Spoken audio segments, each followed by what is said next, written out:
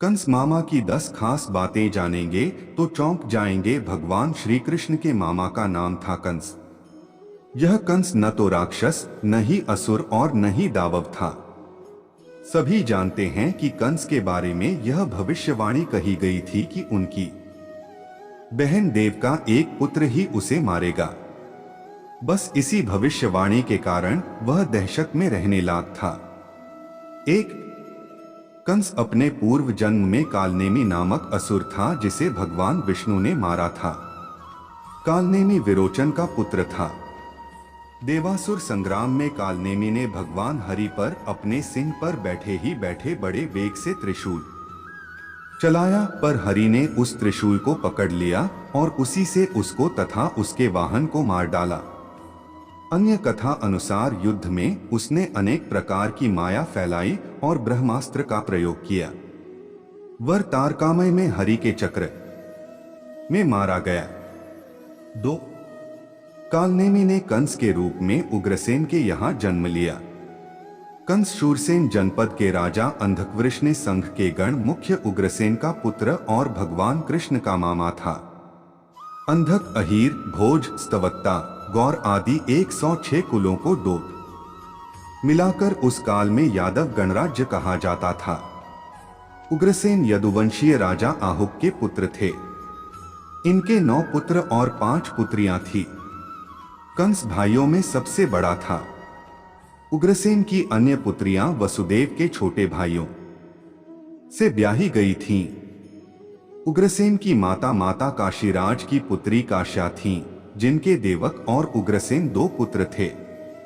3 कंस ने अपने पिता उग्रसेन को राजपद से हटाकर जेल में डाल दिया था और स्वयं शूरसेन जनपद का राजा बन बैठा था।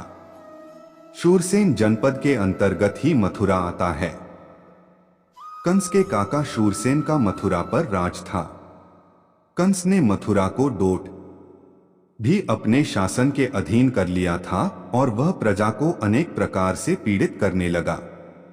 4 आर्यावर्त के तत्कालीन सर्वप्रतापी राजा जरासंध की पुत्री से कंस ने विवाह कर अपनी शक्ति को बढ़ा लिया था।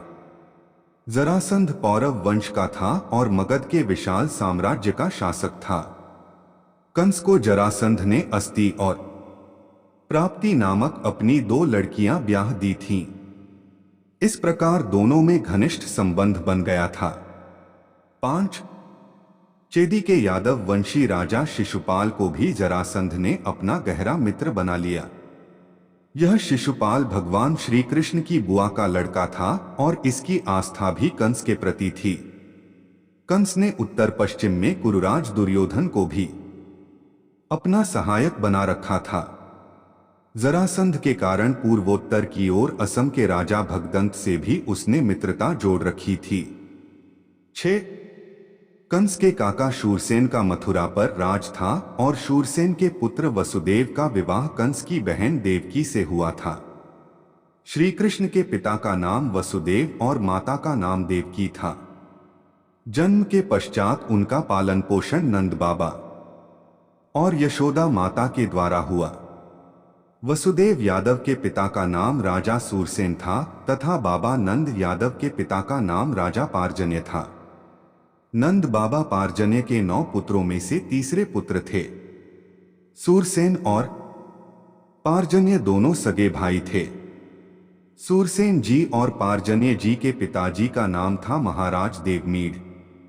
7 कंस अपनी चचेरी बहन देवकी से बहुत स्नेह रखता था, लेकिन एक दिन वह देवकी के साथ रथ पर कहीं जा रहा था। तभी आकाशवाणी सुनाई पड़ी, जिसे तू चाहता है उस देवकी का 8वां बालक तुझे मार डालेगा। इस भयंकर आकाशवाणी को सुनकर कंस भयभीत हो गया और उसने अपनी बहन को मारने के लिए तलवार निकाल ली। वसुदेव ने उसे जैसे तैसे समझाकर शांत किया और वादा किया कि वे अपने पुत्र उसे सौंप देंगे। 8 पहला पुत्र होने पर जब वसुदेव कंस के पास पहुंचे तो कंस ने कहा कि मुझे तो 8वां बेटा चाहिए। बाद में नारद ने बताया कि तुम्हें मारने के लिए देवकी के उदर से स्वयं भगवान विष्णु जन्म लेंगे। तो कंस और भयभीत हो गया और उसने वसुदेव और देवकी को कैद कर लिया। बाद में कंस ने एक एक करके देवकी के 6 बेटों को जन्म लेते ही मार डाला। 9 सातवें गर्भ में श्रीशेष अनंत ने प्रवेश किया था। भगवान विष्णु ने श्रीशेष को बचाने के लिए योगमाया से देवकी का गर्भ ब्रजनिवासिनी वसुदेव की पत्नी रोहिणी के उदर में रखवा दिया। तदनंतर 8वें बेटे की बारी में श्रीहरि ने स्वयं देवकी के उदर से पूर्णावतार लिया। कृष्ण के जन्म लेते ही माया के प्रभाव से सभी संतरी सो गए और जेल के दरवाजे अपने आप खुलते गए। वसुदेव मथुरा की जेल से शिशु कृष्ण को लेकर नंद के घर पहुंच गए। बाद में कंस को जब पता चला तो उसके मंत्रियों ने अपने प्रदेश के सभी नवजात शिशुओं को मारना प्रारंभ कर दिया। बाद में उसे कृष्ण के नंद के घर होने का पता चला तो उसने अनेक आसुरी प्रवृत्ति वाले लोगों से कृष्ण को मरवाना चाहा, पर सभी कृष्ण तथा बलराम के हाथों मारे गए। तब योजना अनुसार कंस ने एक समारोह के अवसर पर कृष्ण तथा बलराम को आमंत्रित किया।